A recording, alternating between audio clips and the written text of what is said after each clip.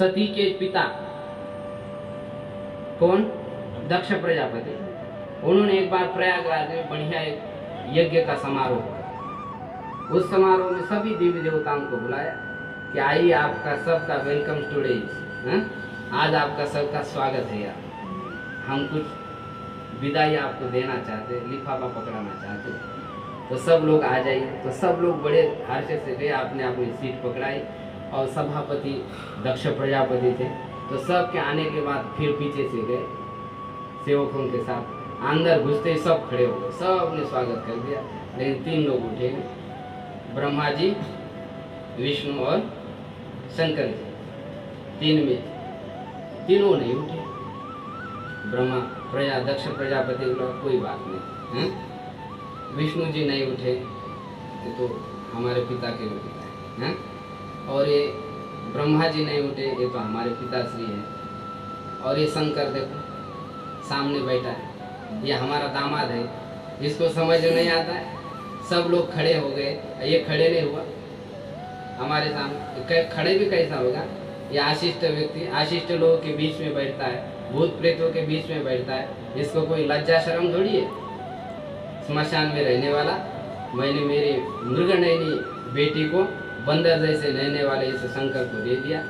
बहुत पश्चाताप, शंकर जी का पूरा अपमान कर दिया सब।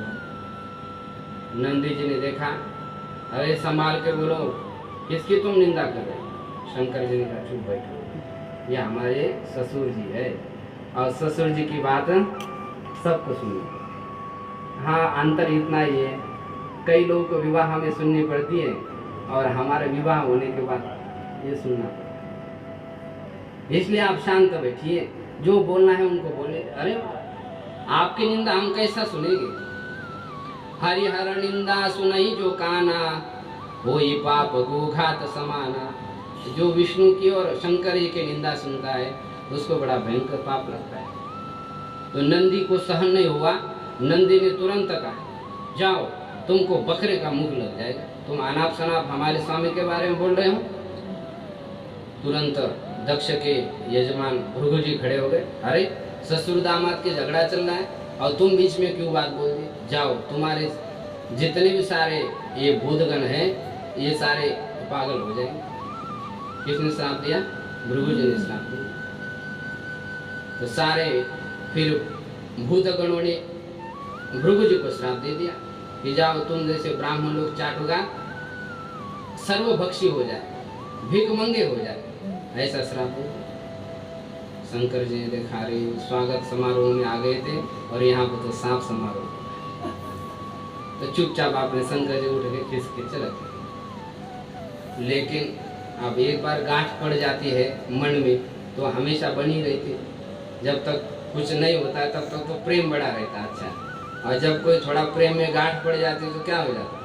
वही गांठ पर ध्यान जाता है। इसलिए रहीमन जी कहते, रहीमन धागा प्रेम का मत तोड़ो चटका, टूटे से फिर जोड़े नहीं, जोड़े तो न।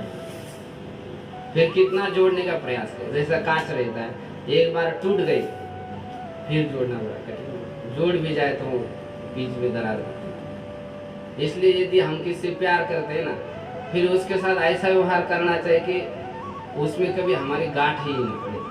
प्रेम उसको ही कहते हैं जिसमें कभी गांठ न पड़े। जिसमें गांठ पड़ते उसको प्रेम कैसा कहते? दक्ष प्रजापति बड़े ही द्वेष करने लगे कि बोले शंकर को तो आप मैं सिखा के रहूंगा। और कनखल हरिद्वार में बड़ा यज्ञ का आयोजन कर दिया। वहां पर शंकर जी को निमंत्रण ही नहीं दिया, सारे देवी देवताओं को निमंत्रण दिया और सबको कहा कि देखो, जब आप विमान लेकर के आ जाएंगे तब कैलाश से ऊपर के घूम के आ जाए। और बाकी देवी देवताओं को भी बढ़िया मजा आ गई। दोनों प्रेमियों के बीच में जब फूट पड़ जाते हैं ना, तो कई लोगों को मजा लेने में बड़ी आनंद आ गई।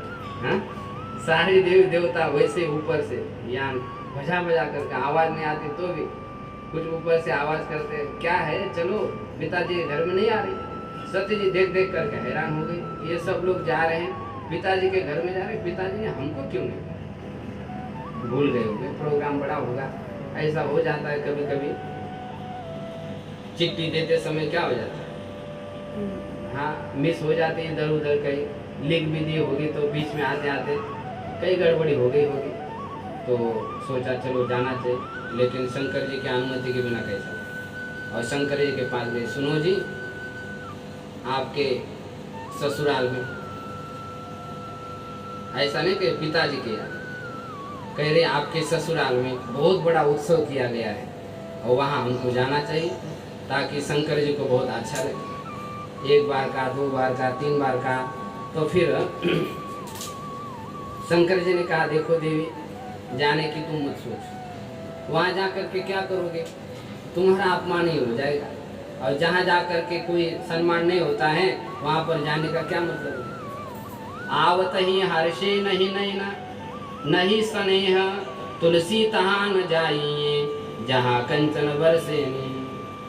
जहाँ जाने के बाद किसी के नयन में हर्ष दिखाई नहीं दे रहा है, कोई आओ कोई स्वागत ऐसे कोई बोल ही नहीं रहा है, तो फिर वहाँ जा कर के क्या करें।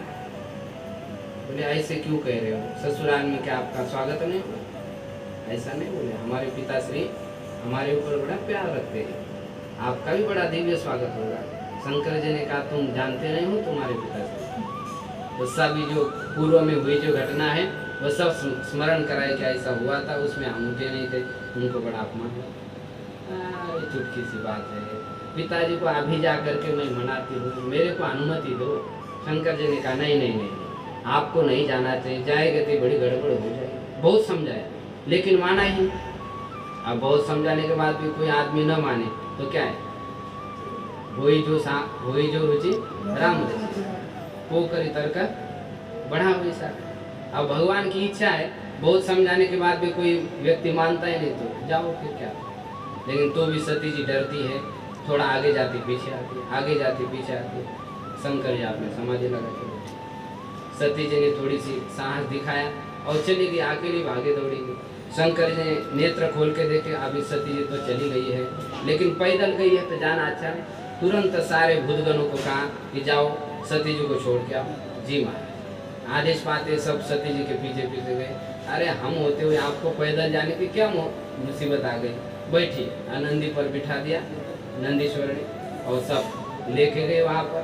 सती जी गई यज्ञ में, और यज्ञ में जाते ही सारी बहना आ गई थी, और बहना ने भी फिर क्या है मौका देख करके चौका लगाया। अरे बहना तुम इतनी देर से आ गई, सुना है तुमको निमंत्रण नहीं मिला है, चिट्ठी नहीं मिली है, और क्या कहते हैं धूप पर फिर नमक मलना होता है कि नहीं, तो ऐसे ही टॉर्चर कर रही, कटु शब्द बोल रही। सती ने कहा बड़ा अब चौका लगा रही हो तुम, कोई बात नहीं, अपमान का विष वैसा ही घोट लिया। ये बोलते ऐसे बहना तो ऐसे ही रहते, कुछ ना कुछ ध्यान नहीं दिया। पिताजी के पास गए, पिताजी ने तो मुंह मोड़ लिया, जाओ तुम मुंह मत दिखाओ मेरे को। अरे बोले ऐसा क्या हो गया, तो क्या हो गया। बोले शंकर तुम्हारा समझ में नहीं आता, मेरा अपमान कर दिया उसने, तुम भी मुंह मेरा मत दिखाओ, मेरे को मत दिखाओ। शंकर जी ने दक्ष प्रजापति ने बहुत अपमान कर दिया शंकर जी का सती के सामने। आप सती जी का तो पूरा खून उबलने लगा, पूरी आग शरीर में लगने लगी। कई चीजें ऐसी होती है आग के बिना मनुष्य को जलाती है। तो सती जी को कटु वचन बड़े जलाने लगे। कोई बात नहीं, बोले पिताजी का दिमाग थोड़ा सट गया है, उसमें क्या। तो यज्ञ प्रांगण में चली गई, वहां गई तो सारे देवताओं के भाग रखे हैं, लेकिन शंकर जी का कोई भाग ही नहीं रखा। अरे अरे अरे, यहाँ पर तो सब अपमान ही अपमान हो रहा है। और ये मेरे पिताश्री, इन्होंने तो इतना भयंकर अपमान किया है, इन्होंने उस शंकर जी का अपमान किया है जिनका नाम लेते ही मनुष्य क्या हो जाता है, पवित्र हो जाता है। शिव केवल ये नाम लेते ही मनुष्य मंगलमय हो जाता है। और ऐसे निरापराध मेरे पति का इसने अपमान किया है, अब इससे रक्त से बना हुआ ये जो देह है इसको मैं नहीं रखूँ। ऐसा कहते योग अग्नि प्रकट कर दी और यज्ञ कुंड में अपने शरीर को भस्म कर। अब सारे भूतगण को बड़ा गुस्सा आ गया कि सती का इतना अपमान हो गया, शरीर भी यज्ञ कुंड में समर्पित कर दिया। नंदीकेश्वर को बहुत गुस्सा आ गया, दक्ष प्रजापति को मुंडी पकड़ करके बस खत्म ही कर दिया। बाकी भृगु आदि ने बहुत अपमान किया, भृगु की दाढ़ी पकड़ कर खींच दिया, दाढ़ी को ही निकाल के फेंक दिया। और पूषा देवता बड़े दांत दिखा करके हंसा रहे थे, तो उसको भी एक मुक्का मार करके पूरे दांत ही तोड़ा। भग देवता थे, पूषा देवता थे, सबको अपनी अपनी यज्ञ की जो दक्षिणा थी वो सबको दे दी। और इधर नारद जी ने सब ये यज्ञ का विध्वंस देखा और जा करके शंकर जी को बताया कि देखो ऐसा हुआ, सती जी आपकी इतनी प्राण प्रिया, उसने तो देह का त्याग कर।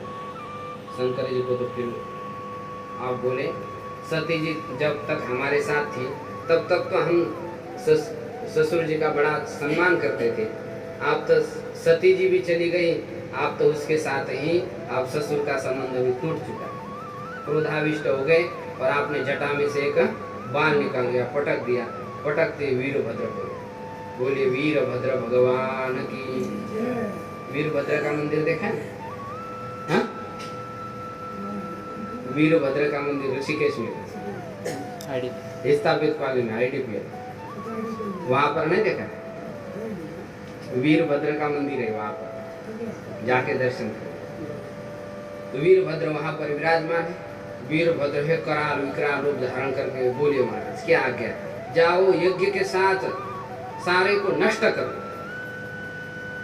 गए वीरभद्र तो सारे के सारे को नष्ट कर दिया, तोड़ नहस कर दिया, सारे देवताओं को मार पीट दिया, खूब लड़ाई झगड़ाई हो गई और सारे देवता बड़े दुखी हो गए। ब्रह्मा जी के पास गए, महाराज आप तो बहुत बड़ा ही आतंक हो गया, हम गए थे यज्ञ में भाग लेने के लिए, लेकिन वहां पर हमारी सारी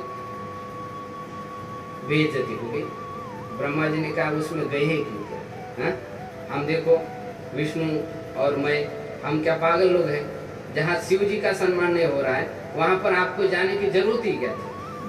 चलो बोले जो है अभी गलती कर दिया है तो चलो हम सब मिल करके जाते हैं। बोले जी बड़े आशुतोष है, वो बड़े शीघ्र ही प्रसन्न होने वाले। ब्रह्मा जी को आगे करके सारे देवता गए और फिर शंकर जी जैसे देखा पिताजी आ रहे सामने से, तो उठ करके खड़े हो गए, बड़े कष्ट। क्या हो गया? बोले क्या हो गया? क्या देखो भृगु जी की क्या हालत हो रही है, इनको थोड़ा ठीक कर दीजिए। ये पूषा देवता के क्या है, सारे दांत टूट गए हैं और ये इनकी क्या हालत हो रही है, इनके आँख चले गए। शंकर जी ने कहा कोई बात नहीं अभी ठीक करा देते। भृगु जी को एक बकरे की दाढ़ी लगा दी छोटी सी, हैं? और भग देवता थे, उसको कहा कि दांत तुमको नहीं मिले, तुमको सतुआ घोल करके ही पीना पड़ेगा। पूषा देवता थे, उसको कहा कि तुम्हारे जो है आँख चले गए हैं तो आँख तुमको मित्र की दृष्टि से देखने पड़ेगा, तुमको भी आँख नहीं होंगे। तो बोले ये तो बड़ी कृपा कर दी, लेकिन आप चलिए यज्ञ में, वहाँ जा करके यज्ञ को पूरा कर दीजिए। शंकर जी ने कहा यज्ञ में जाके क्या करेंगे, हमारा तो कोई भाग है ही नहीं वहाँ पर। ब्रह्मा जी ने कहा ऐसा नहीं, आप जो भी यज्ञ हो जाएगा उस यज्ञ में जो भी भाग बचेगा वो सब भाग आपके नाम का हो जाएगा। शिव जी ने कहा जो ही राम से जितना मिल गया वही भागते भूत की लंगोटे ही ठीक है, चलो ठीक है आपका जो इच्छा है वही ठीक है। तो गए शंकर जी, जाते हैं देखा दक्ष प्रजापति ऐसे धड़ गिरे हुए, क्या किया जाए? बोले पहले इनका ठीक है, क्योंकि यजमान ही नहीं तो यज्ञ क्या करेगा। बोले अब क्या किया जाए? तो बढ़िया एक बकरा जा रहा था, उसकी गर्दन तोड़ करके दक्ष को लगा दी और दक्ष को सारा अहंकार टूट गया। और बकरे के मुंह से बड़े सुंदर बोलना तो और बकरा जानते कैसा बोलता है, वाह वाह वाह वाह, बड़े सुंदर ससुर जी दिखाई दे रहे। तो कोई बात नहीं, जो भी हमारे दर्शन में आएगा तो जब आने के बाद ऐसे आवाज नहीं निकालेगा तब तक हम खुश नहीं। इसलिए शंकर जी के मंदिर में जब जाते हैं तो कई मंदिरों में ऊपर दक्ष प्रजापति का मूर्ति माँ रहती है, तो वहाँ जाते ही दर्शन करने के बाद या दर्शन से पहले ऐसी आवाज करनी चाहिए, तब शंकर जी को बड़ी प्रसन्नता। तो हाँ ससुर जी की याद आ जाती है तो बड़े खुश हो जाते हैं। तो सबको ठीक ठाक कर दिया और फिर यज्ञ पूर्ण रूप से संपूर्ण हो गया और देवताओं ने सब ने आकर के विष्णु शंकर जी ने सब ब्रह्मा जी ने आकर के स्तुति कर दी। कर्पूर गौरम करुणावतारम संसार सारम भुजगेंद्रहारम सदा वसंतम हृदयारविंदे भवम भवानी सहितम नमामि। बोले आप बड़े करुणा के सागर है, दया के सागर है। और विष्णु भगवान ने कहा देखो हम दिखने में 3 लोग दिखते हैं, विष्णु, ब्रह्मा जी व शंकर। तीनों तो है, रूप 3 है, लेकिन हमारा स्वरूप क्या है? एक ही है। विष्णुश्च हृदयम शिवः, शिवश्च हृदयम विष्णु। हम दोनों अभिन्न है। हमारे में जो कोई भेद रखता है वो रौरव नरक में चला जाता है। इसलिए कोई राम जी के दास है, शंकर जी के दास है, उसको शिव जी के दासों का द्वेष नहीं करना। और जो शिव जी के दास है उसको भी राम कृष्ण के जो भक्त रहते हैं उनका द्वेष नहीं करना। तो कई ऐसे होते हैं, थोड़ा सा इधर टेढ़ा दिखाई दिया तो बोले अरे ये तो भूत प्रेत की सेवा है, और कहीं सीधा देखा बोले अरे ये तो इसके। ऐसा तिलकों को देख करके बड़े पहले जमाने में झगड़े होते थे, अभी तो आजकल इतना नहीं चलता। इसलिए शंकर जी और विष्णु में कोई भेद नहीं देखना चाहिए। तो इस प्रकार सती जी ने अपने देह का त्याग कर दिया था अपने पति के, इसलिए उसको कोई संतान नहीं हो पाया। फिर आगे चल करके फिर शंकर जी उसी सती के वियोग में बड़े दुखी होते जाते हैं। उसका शरीर लेकर के पूरे ब्रह्मांड में घूमते रहते, तो कितने 54 पीठ तैयार हो जाते। उसका थोड़ा थोड़ा शरीर का टुकड़ा गिरता जाता 54 पीठ तैयार हो जाते। फिर वही सती आगे चल करके हिमालय राज की पुत्री पार्वती बन करके प्रकट हो जाती है। पार्वती खूब तपस्या करती है, फिर शंकर का धूमधाम विवाह हो जाता है, फिर दोबारा पार्वती के रूप में मिलती है, फिर आगे सारा संसार है। इस प्रकार सती का प्रसंग यहाँ पर मैत्रेय जी ने विदुर जी को सुनाया।